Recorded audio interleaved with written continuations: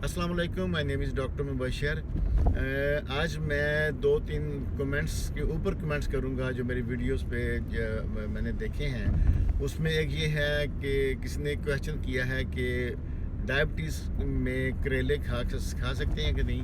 बिल्कुल खा सकते हैं इसको, जैसे बाकी वेजिटेबल्स, लो ग्लाइसेमिक वेजिटेबल हम इस्तेमाल करते हैं, ये उसी में आता है, तो उसके अच्छे बेनिफिट्स हैं। लेकिन अगर कोई ये सोचे कि करेले शुगर का इलाज है, तो ये कतई गलत है। ये शुगर का इलाज कतई नहीं है। उसके बाद किसी ने पूछा है कि गावा इस्तेमाल कर सकते हैं अमरूद। बिल्कुल कर सकते हैं। अमरूद भी अच्छा फ्रूट है। ये लो उसमें आ जाएगा, ग्लाइसेमिक इंडेक्स में आएगा। तो ये भी इस्तेमाल इसलिए जहन से निकल गया कि अमेरिका में अच्छी क्वालिटी के अमरूद नहीं मिलते, इस वजह से उनका टेस्ट भी अच्छा नहीं होता, इस वजह से वो जहन से निकल गया।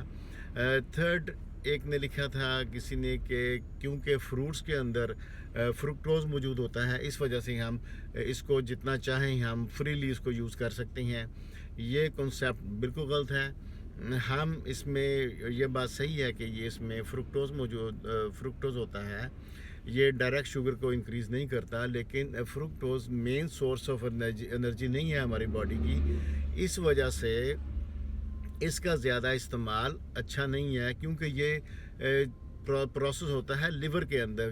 जो फ्रुक्टोज़ है ये सारे का सारा लिवर में जाएगा, लिवर के अंदर प्रोसेस होगा, और प्रोसेस होने के बाद वो फिर कन्वर्ट होगा ट्राइग्लिसराइड्स के अंदर। ट्राइग्लिसराइड्स में कन्वर्ट होने के बाद वो फिर बनेंगे as a source of energy. क्योंकि पहले ही ग्लूकोज मौजूद है, तो इस वजह से ये triglyceride as a source of energy तब इस्तेमाल होता है जब हम खाना नहीं खाते, फास्टिंग के अंदर ये इस्तेमाल होता है। तो अदरवाइज़ ये ट्राइग्लिसराइड एज अ फैट के तौर पर बॉडी के अंदर अकोमोडेट हो जाएगा, जिससे ये हमारा पेट का निकलना, विसरल फैट, वज़न का इजाफा होना।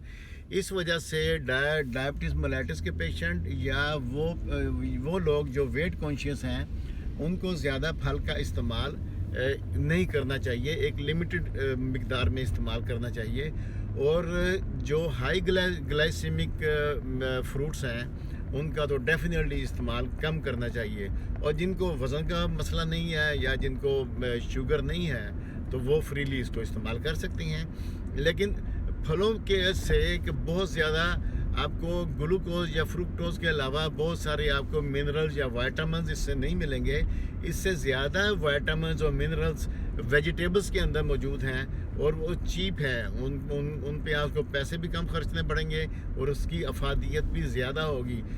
इसलिए फ्रूट्स हमें नहीं चाहिए। हम खा लेते हैं टेस्ट के लिए, ये लाजमी नहीं है। अगर फल खाने को नहीं मिलता, तो इसका ये मतलब नहीं है कि हमारे बॉडी के अंदर को बहुत ज़्यादा चीज़ों की या इन सारे विटामिन्स की या इनकी कमी हो जाएगी और हमें इससे कोई नुकसान होगा या हम वीक हो जाएंगे।